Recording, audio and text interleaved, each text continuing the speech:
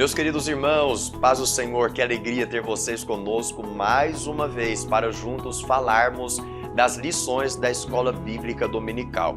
Mas se você é novo por aqui ou já nos segue há algum tempo, mas porventura ainda não é inscrito em nosso canal, faça isso agora. Se inscreva em nosso canal ADMP TV, ative o sininho, deixa seu like, deixa também seu comentário para que possamos interagir através da plataforma do YouTube e vamos lá para mais uma de nossas aulas. Antes, pegue a sua caneta, seu bloco de anotação, sua Bíblia, sua revista e vamos lá para mais uma das lições da Escola Dominical, Revista de Jovens. Vamos!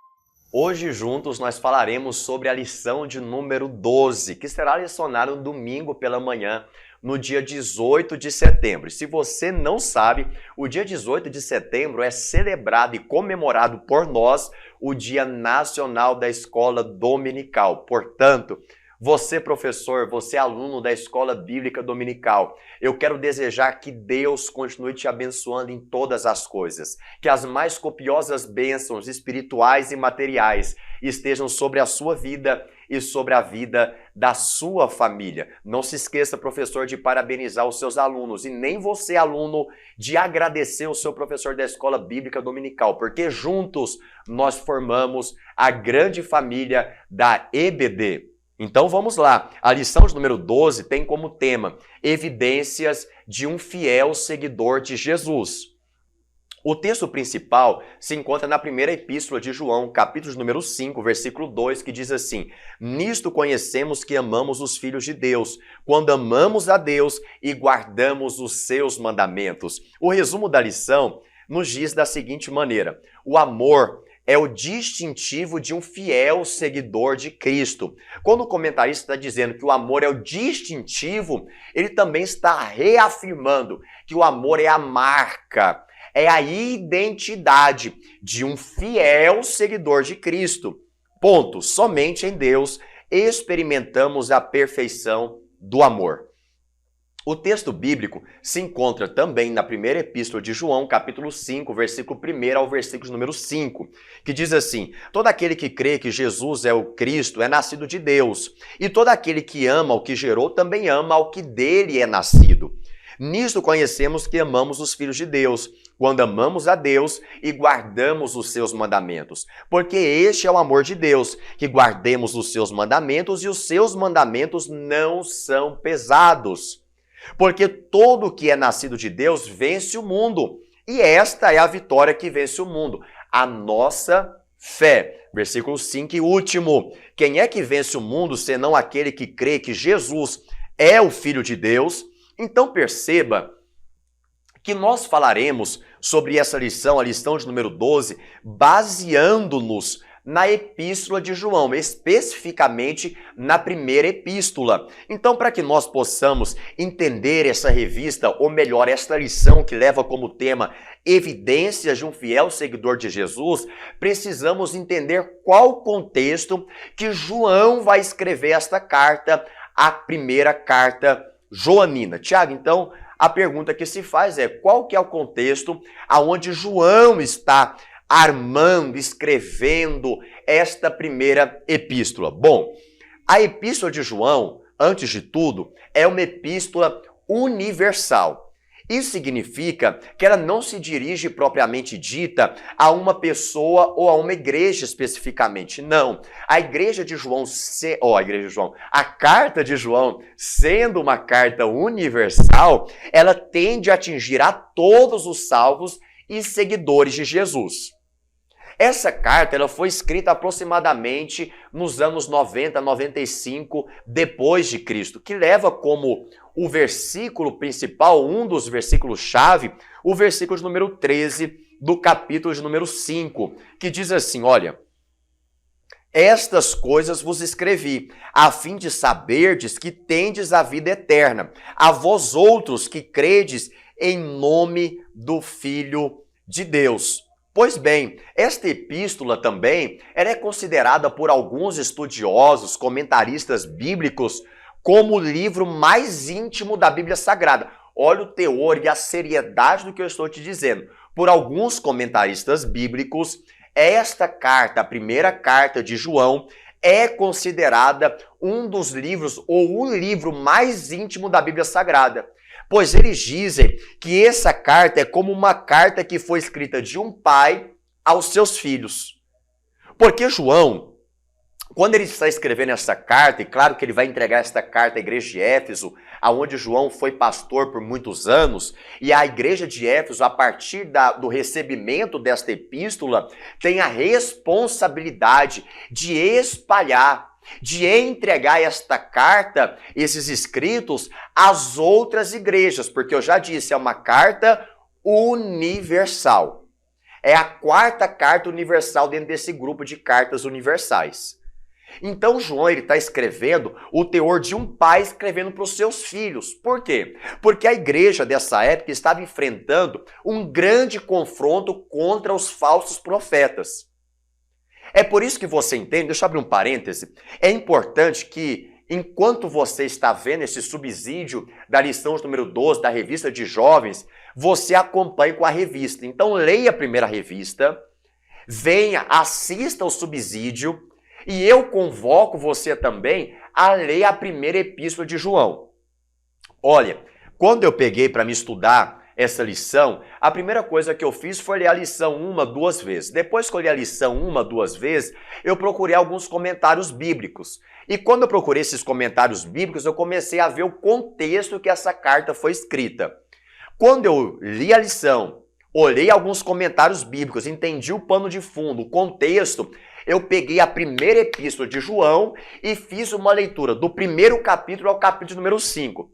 Para ser sincero, eu gastei muito poucos minutos. É uma leitura rápida, uma leitura gostosa, uma leitura que muito vai te edificar. E depois que eu li a lição, li alguns comentários, estudei e li toda a carta de João, eu voltei a estudar o contexto. E eu entendi perfeitamente o que João está defendendo escrevendo esta carta. Então eu convoco você, leia a lição, assista o subsídio e leia a primeira epístola de João, que você vai ter de maneira clara o entendimento sobre esta lição e sobre também a epístola de João. Combinado? Fecha parênteses e vamos voltar de onde nós paramos. Naquela época, a igreja estava enfrentando um grande confronto dos falsos profetas. É por isso que João, escrevendo no versículo 7 do 3º capítulo da sua epístola joanina, ele vai dizer assim, olha, filhinhos, não vos deixe enganar por ninguém. Porque João estava percebendo que havia muitos falsos profetas que estavam tentando penetrar no meio da igreja, ou que já estavam no meio da igreja e queria dispersar o povo salvo. O povo que estava seguindo os ensinamentos preciosos do Evangelho de nosso Senhor e Salvador Jesus Cristo. João, no capítulo 2 da sua epístola, ele vai dizer que o espírito do anticristo estava saindo do meio do seio da igreja. Por isso que João está escrevendo esta carta a fim de exortar e de trazer atenção para esses irmãos que estão lendo esta carta. No capítulo 4, no versículo 1, João vai enfatizar esse alerta dizendo, amados, não deis crédito a qualquer espírito, antes provais os espíritos se procedem de Deus, porque muitos falsos profetas têm saído pelo mundo afora, e esses estão apregoando, disseminando falsas doutrinas, falsos ensinamentos. E falando de falsas doutrinas, na época de João, um falso ensinamento que estava, entre aspas, na moda, era o gnosticismo. E o gnosticismo apregoava que para receber a salvação era simples, é a partir do conhecimento, é a partir das filosofias, do helenismo. E eles também desacreditavam ou negavam a deidade de Jesus, ou seja, a divindade de Jesus. Eles negavam a encarnação de Jesus, como também não criam na criação do mundo por Deus. Eu repito, Eles criam que a salvação era possível a partir do conhecimento, da sabedoria humana, do helenismo, do conhecimento filosófico. Eles negavam a deidade, a divindade de Jesus, a encarnação de Jesus. Eles negavam e não acreditavam também na criação do mundo por meio de Deus. É por isso que João, quando está escrevendo o seu evangelho, lembra, o evangelho de João, não confunda, o evangelho de Jesus, segundo escreve João, das cartas joaninas, ou das cartas escritas pelo apóstolo João. E quando João defende a fé escrevendo o seu evangelho, dizendo que Jesus estava na criação, que Jesus é eterno, que ele é o criador do mundo e que Jesus é o Filho de Deus e é Deus. Você pode ver isso no primeiro capítulo do evangelho de João. Lá eu insisto em ler isso com você. Tá com a sua Bíblia aberta? Abre aí comigo no Evangelho de Jesus, segundo escreve João, capítulo de número 1. Olha aqui que João vai começar a escrever o seu evangelho e a forma que ele defende, um apologeta da fé cristã. João vem dizendo contra o gnosticismo, dizendo, no princípio era o verbo, e o verbo estava com Deus, e o verbo era Deus, ele estava no princípio com Deus. Ele quem? Jesus. Quem é o verbo? Quem é o Logos? Quem é a palavra? O próprio Cristo. O próprio Jesus. O nome dele é Jesus. Agora o título, Cristo, vem de ungido, escolhido. Certo? Por isso Jesus Cristo, ungido de Deus, escolhido de Deus. Aí o versículo 2, ele estava no princípio com Deus, dizendo que Jesus é eterno, que Jesus estava na criação, e todas as coisas foram feitas por ele, e sem ele nada do que foi feito se fez. Aí no versículo de número 14 vai dizer assim, e o verbo se fez carne e habitou entre nós, trazendo e defendendo a encarnação do verbo. Mas olha que interessante, quando João está escrevendo a sua epístola, e ele está no primeiro capítulo, ele também começa escrevendo a sua carta defendendo contra o gnosticismo. Quando João escreve na epístola dizendo, o que era desde o princípio, o que temos ouvido, o que temos visto com os nossos próprios olhos. João está dizendo, nós vimos ele, a encarnação é verdadeira. O que contemplamos e as nossas mãos apalparam. João é até redundante quando ele diz os nossos olhos viram, porque só os olhos podem ver, os ouvidos não podem ver.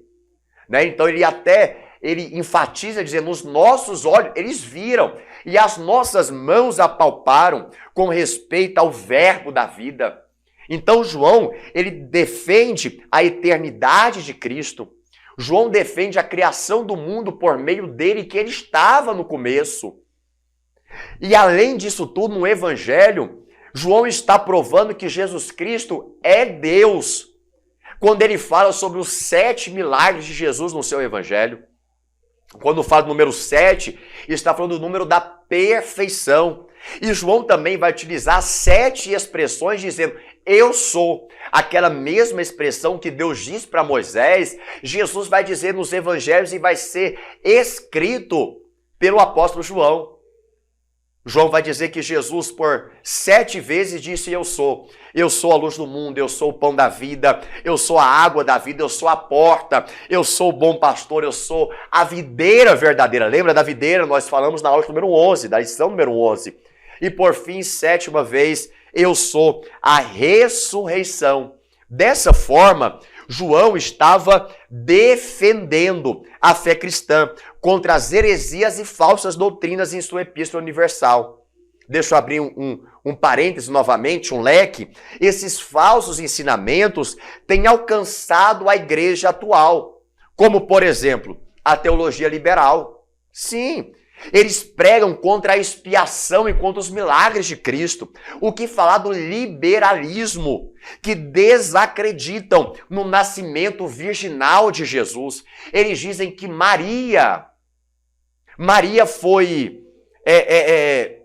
usada e alguém teve relações sexuais com Maria e assim surgiu Jesus. Esse é o que o liberalismo prega. O que o misticismo fala nos nossos dias, eles pregam sobre as obras místicas. Eles se apegam a essas obras, eles se apegam às experiências, em vez de se apegarem à palavra de Deus. Por mais que nós, pentecostais, acreditamos nos dons espirituais, acreditamos nas experiências com Deus, a nossa fé está fundada não nas experiências, não no misticismo, não nas obras místicas. A nossa fé está fundamentada, enraizada na palavra de Deus. O pragmatismo, que é o movimento que tem surgido de uma maneira, de uma onda devastadora, não acredita na veracidade da palavra de Deus, não acredita na encarnação do Cristo. Nós temos vivido esse pseudo-cristianismo que engana as pessoas através de promessas de uma vida sem qualquer problema. Você já ouviu sobre isso? Pessoas que se assentam para pregar e falam de uma vida perfeita daqueles que vêm até a Cristo. E nós sabemos que isso não é verdade. É por isso que João vem debatendo esses falsos ensinamentos e começa a escrever a sua epístola, falando do verdadeiro evangelho. Eu repito, João vem falando do verdadeiro evangelho de Cristo. Aí o primeiro tópico dessa lição traz como título assim: o amor, a base da fé.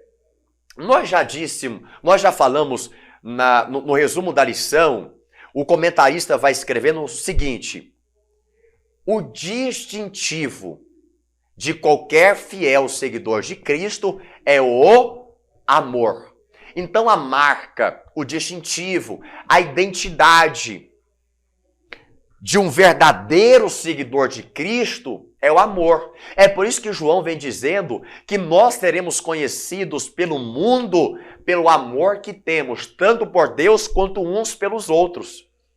E João vem escrevendo a sua carta e alguma pergunta surge. A pergunta que João traz como sendo a carta, por alguns comentaristas, mais íntima da Bíblia Sagrada, a pergunta que salta é simples. Sendo nós ímpios e Deus pura santidade, como poderíamos pensar até mesmo em nos aproximar de Deus? A resposta parece ser óbvia, mas vale a pena ressaltarmos uma vez mais que a cruz é a chave que abre a porta do relacionamento com Deus. Eu repito, a cruz é a chave que abre a porta do relacionamento com Deus. Quando eu digo que a cruz é a chave que abre a porta para um relacionamento de Deus para conosco e de nós para com Deus, eu estou dizendo que é através do sacrifício de Jesus que temos relacionamento com Deus, que é através do sacrifício vicário da cruz do Calvário, do sacrifício do madeiro, é que nós temos a liberdade de nos relacionarmos com Deus.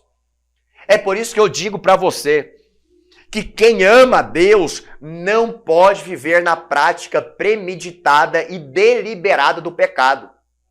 Tiago, mas assim, quem ama a Deus não pode, às vezes, pecar, viver na prática do pecado, na vivência do pecado, uma vida de um pecadinho, um pecadão, um pecado lá?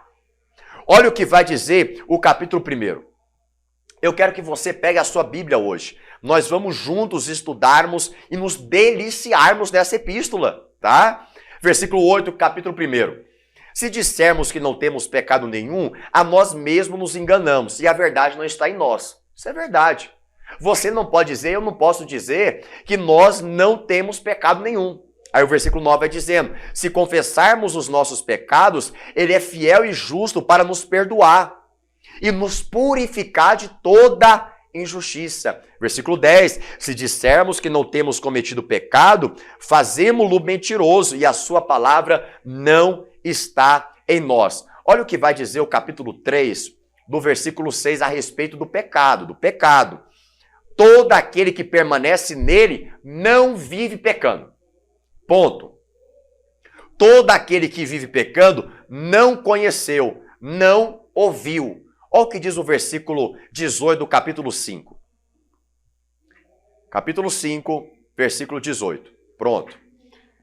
Sabemos que todo aquele que é nascido de Deus não vive em pecado. Antes, Aquele que nasceu de Deus o guarda, e o maligno não lhe toca.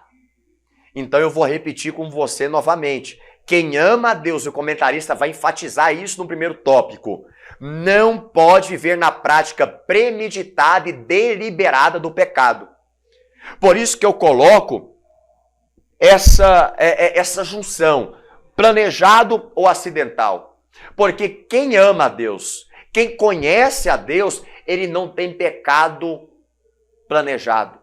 Se ele peca, é acidentalmente, é um deslize. Aí João vem escrevendo no seu capítulo 2, no versículo 1, dizendo, filhinhos meus, olha a palavra, filhinhos meus no grego, isso é como se fosse criancinhas. É por isso que é o teor de um pai escrevendo para os seus filhos. João vai dizendo, filhinhos meus, estas coisas vos escrevo para que não pequeis. Eu já li o capítulo 1, versículo 8, versículo 9, versículo 10, capítulo 3, versículo 6, capítulo 5, versículo 18, que fala, quem conhece a Deus não vive, não anda na prática do pecado. Mas João está dizendo, se porventura vocês pecarem, se todavia não vivem no pecado, não pequeis. Se todavia alguém pecar, temos o advogado junto ao Pai, e esse advogado é Jesus Cristo, o justo. Então a nós que vivemos, que amamos, que andamos, que nos movemos, que nele confiamos e conhecemos, não temos pecado planejado. Não pequeis, mas se todavia pecarmos, que seja algo acidental. E sendo algo acidental, creia que nós temos um advogado, Jesus Cristo, o justo, que nos purificará de todos os nossos pecados. Mas a pergunta é, quando demonstramos amar a Deus? Conforme as Escrituras Sagradas afirmam, o amor ao Eterno se materializa numa tomada de postura pública em obediência às Escrituras. Por isso, aqueles que tiveram um encontro verdadeiro com Jesus de Nazaré são necessariamente promotores de uma sociedade pautada no amor. De uma sociedade que está pautada na compaixão e no respeito ao próximo. Lembra que eu falei que o distintivo do seguidor de Cristo, o comentarista disse, que o distintivo, a marca, o elo, a identidade do seguidor de Cristo é o amor? Se nós temos encontro verdadeiro com Ele, necessariamente nós devemos divulgar. Nós devemos disseminar de forma segura e responsável o amor de Cristo, porque a cruz é o elo de todo amor. A cruz tem duas estacas, uma na vertical e outra na horizontal. Na vertical está sendo restaurada através do sacrifício de Cristo na cruz, o elo do amor entre nós e Deus. Porque o que nos separava de Deus era o nosso pecado. O apóstolo Paulo não vai escrever a Romanos capítulo 8 que nada poderá nos separar do amor de Deus. Aí fala sobre diversas coisas. E de repente, Isaías vai escrever no seu livro profético, se tem uma coisa que faz acepção entre nós e o nosso Deus, são as nossas transgressões. Então a cruz, através da estaca vertical, está restaurando a nossa unidade entre nós e Deus, entre Deus e nós. E na horizontal é o elo de amor que está trazendo a unidade entre os gentios e o povo judeu. Já não há mais separação. Já não existe mais distinção. É um só povo, o povo da cruz. Só existe amor entre nós e o próximo se houver amor ao Altíssimo. Isso é o que se reafirma no capítulo 5, no versículo 2. Por isso, aquele que diz que ama o próximo, mas não ama a Deus, mentiroso se faz. Porque João vem dizer no versículo 2 do capítulo 5, nisto conhecemos que amamos os filhos de Deus, quando amamos a Deus. Quando nós amamos os filhos de Deus? Quando amamos a Deus e praticamos os seus mandamentos. No versículo 3, vem dizendo assim, porque este é o amor de Deus, que guardemos os seus mandamentos. Ora, os seus mandamentos não são penosos. Então, quando demonstramos amar a Deus, quando obedecemos, quando guardamos os mandamentos de Deus. Aí o capítulo 2, versículo 3, versículo 4 da Epístola de João vai dizer assim: ora, sabemos que o temos conhecido por isto, se guardamos os seus mandamentos. Aquele que diz, eu conheço, e não os guarda os mandamentos, é mentiroso, e nele não está a verdade. Deixa eu resumir o tópico primeiro. Se eu posso resumir o tópico primeiro, vai lá. Nós só temos relacionamento com Deus através do sacrifício de Jesus. Porque através do sacrifício de Jesus, o véu foi rasgado de cima a baixo, não de baixo a cima, de cima a baixo, para demonstrar que é um acontecimento que parte dos céus para a terra, de Deus para a humanidade. Segundo característica, aquele que ama a Deus não vive na prática do pecado. Não é pecado planejado. Se acontecer, não pequeis, mas se todavia acontecer um deslize, que seja realmente um deslize acidentalmente. Terceira característica do primeiro tópico. Nós devemos amar uns aos outros, mas só amaremos uns aos outros se primeiro nós amarmos a Ele. Porque Ele nos amou primeiro. E a quarta característica, demonstramos amar a Deus quando guardamos os seus mandamentos. O segundo tópico vai dizer as bases de nosso novo nascimento. Não existe cristianismo, eu repito isso, não existe cristianismo sem transformação. É por isso que Nicodemos chega até Jesus, no capítulo 3 do Evangelho de João, e diz assim, Jesus, como é que eu vou fazer? Jesus logo vem dizendo, não existe cristianismo sem transformação, Nicodemos. Se você quer, nasça de novo. Eu quero ler isso com você. Tá com a sua Bíblia aí? Eu sei que você tá. Então, João, capítulo número 3, olha, eu já estou aberto aqui, ó.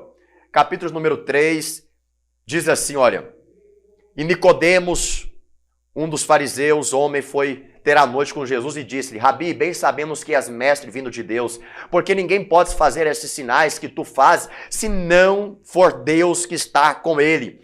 Jesus então respondeu, na verdade te digo que aquele que não nascer de novo não pode ver o reino dos céus. Aí Nicodemos pergunta, indaga Jesus, e a resposta é, na verdade te digo que aquele que não nascer da água e do Espírito não pode entrar no reino de Deus. O que é nascido da carne é carne, o que é nascido do Espírito é Espírito. O que Jesus está dizendo para ele? Nicodemos, não existe cristianismo sem transformação. Não existe vida cristã sem transformação. É por isso que Paulo vai relatar em carta aos Romanos, capítulo 12, versículo 2, da necessidade de transformação, de metanoia. Não vos conformeis com esse mundo, mas transformai-vos. É por isso que o próprio apóstolo Paulo, quando ainda era conhecido como Saulo, ele foi transformado na estrada de Damasco, quando ainda ouvia a chamada dos homens. Mas quando Paulo ouviu a chamada de Deus, ele foi transformado. Ele teve que passar anos no anonimato, sendo transformado, mudado aqui dentro, no seu corpo, no seu coração. O que nós temos ouvido hoje é mensagens adocicadas, mensagens que não confrontam os pecados. Essas mensagens podem fazer muito sucesso, lotarem templos, contudo, jamais serão dignas para a representatividade cristã.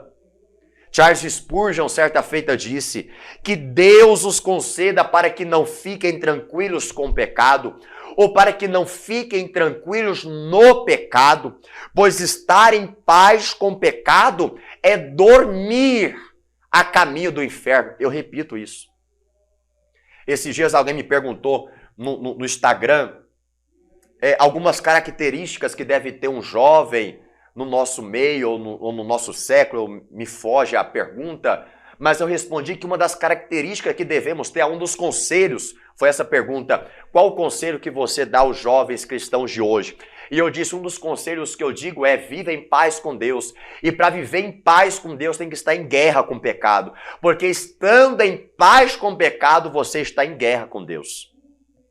A Charles Spurgeon vai dizer assim, que Deus os conceda para que não fiquem tranquilos no pecado, pois estar em paz com o pecado é dormir a caminho do inferno.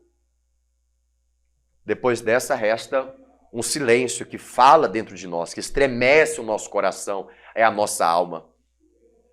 Então, essas mensagens adocicadas que têm feito tanto sucesso no YouTube, nas redes sociais, elas podem ser sucesso para muitos, mas não representam o Evangelho de Cristo.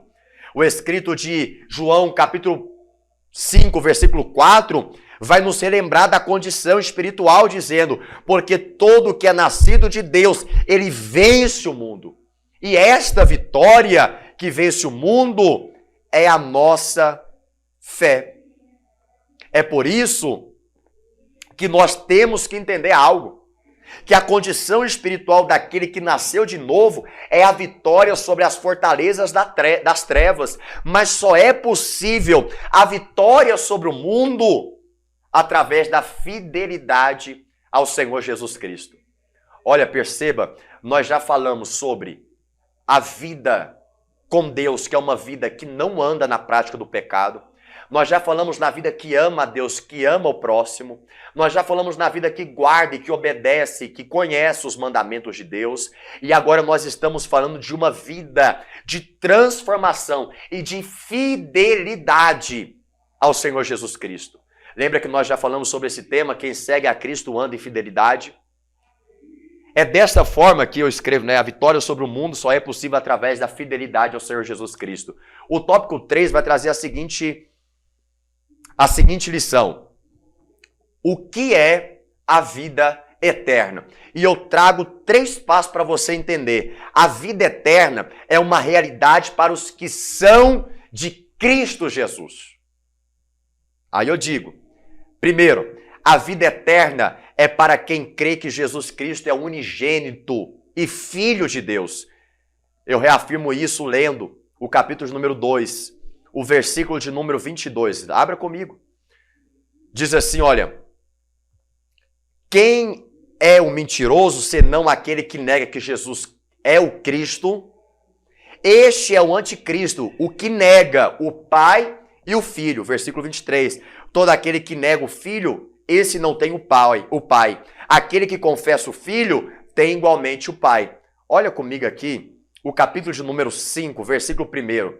Olha o que o texto vai dizer, Baseando ainda, eu não coloquei aqui, agora sim, a vida eterna é para quem crê que Jesus Cristo é o unigênito, que é ungido e Filho de Deus. Versículo 1, baseando aqui, ó. Todo aquele que crê que Jesus é o Cristo é nascido de Deus. E todo aquele que ama ao que gerou, também ama ao que dele é nascido. Agora abaixa um pouquinho a sua Bíblia, os seus olhos, baixa os seus olhos um pouquinho e vem aqui no versículo 18. Sabemos que todo aquele que é nascido de Deus não vive em pecado. Antes, aquele que nasceu de Deus o guarda e o maligno não lhe toca. Versículo 19. Sabemos que somos de Deus e que o mundo inteiro jaz do maligno. Ó, versículo 20. Também sabemos que o Filho de Deus é vindo e nos tem dado entendimento para que reconheçamos o verdadeiro. Se tem o verdadeiro é porque existe o falso e precisamos reconhecer o verdadeiro. E estamos no verdadeiro em seu Filho, Jesus Cristo. Este é o verdadeiro Deus e a vida eterna. Então nós estamos falando disso. Nós estamos falando da vida eterna. E só conhece a vida eterna aquele que crê que Jesus Cristo é ungido e o Filho de Deus. E a segunda característica também que você precisa entender é que a vida eterna é para quem ama a Deus e quem ama o seu próximo. Nós já falamos sobre isso. Olha o capítulo 2, o versículo de número 10, que vai falar exatamente sobre isso. Olha, versículo 10. Aquele que ama seu irmão permanece na luz e nele não há tropeço algum. Olha o versículo 24 e 25 do capítulo 3. Está gravando esses versículos 24 e 25. Ou 23 e 24, melhor. Ora, o seu mandamento é este, que creamos em nome de seu Filho Jesus Cristo e que nos amemos uns aos outros, segundo o mandamento que ele nos ordenou. E aquele que guarda os seus mandamentos permanece em Deus e Deus nele. E nisto conhecemos que ele permanece em nós, pelo Espírito que nos deu. Olha o versículo 11, versículo 12 do capítulo 4. Amados, se Deus de tal maneira nos amou, devemos nós amar uns aos outros. Olha o versículo 12. Ninguém jamais viu a Deus. Se amarmos uns aos outros, Deus permanece em nós. E o seu amor é em nós aperfeiçoados. Olha o versículo 20 e versículo 21 do capítulo 4 ainda. Se alguém disser, amo a Deus e odiar o seu irmão, é mentiroso. João não tem meio termo, né? Ele fala, se alguém ama a Deus e odeia o seu irmão, é mentiroso. Ponto final. João é assim. Pois aquele que não ama seu irmão, a quem vê, não pode amar a Deus a quem não vê. Ora, temos da parte dele este mandamento, que aquele que ama a Deus, ame também o seu irmão. E eu digo a terceira característica. A vida eterna é para quem guarda os mandamentos de Deus. A obediência. Nós vemos isso no capítulo 2. Capítulo 2, versículo de número 4. Diz assim o texto, ó, capítulo 2, versículo 4. Aquele que diz, eu conheço e não guardo os seus mandamentos, é mentiroso. E nele não está a verdade. Se fosse nos dias de hoje, a gente falaria que esta carta é uma ofensa. Mas João está trazendo a verdade do Evangelho. Lembra que eu te disse no início, ainda na introdução, que João está pregando o verdadeiro Evangelho.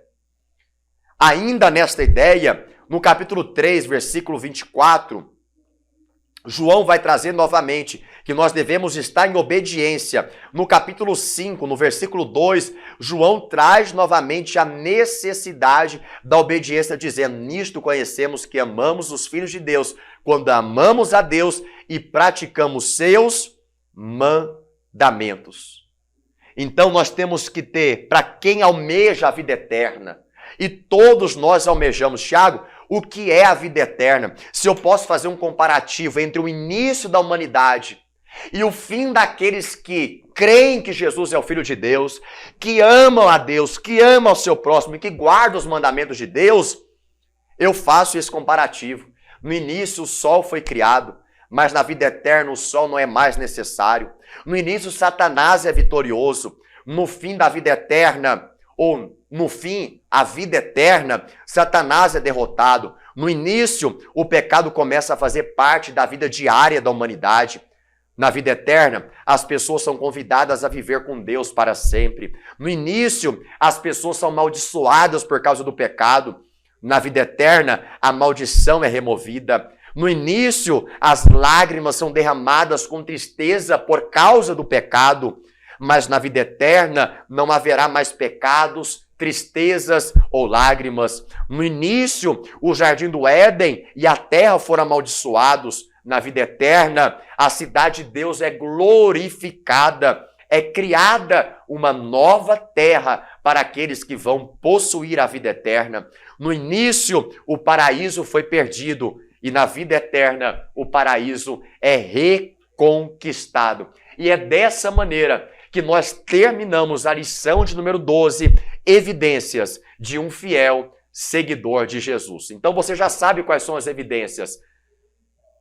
A prática de uma vida no Espírito, fugindo do pecado, amar a Deus, amar ao próximo, guardar os mandamentos, essas são as evidências de uma vida de um seguidor fiel de Jesus. Que Deus lhe abençoe, que Deus abençoe a sua casa. E muito obrigado por ficar conosco mais uma das lições da Escola Bíblica Dominical. E semana que vem nós voltamos com a última lição desse trimestre. Eu te aguardo e até lá, se Deus quiser.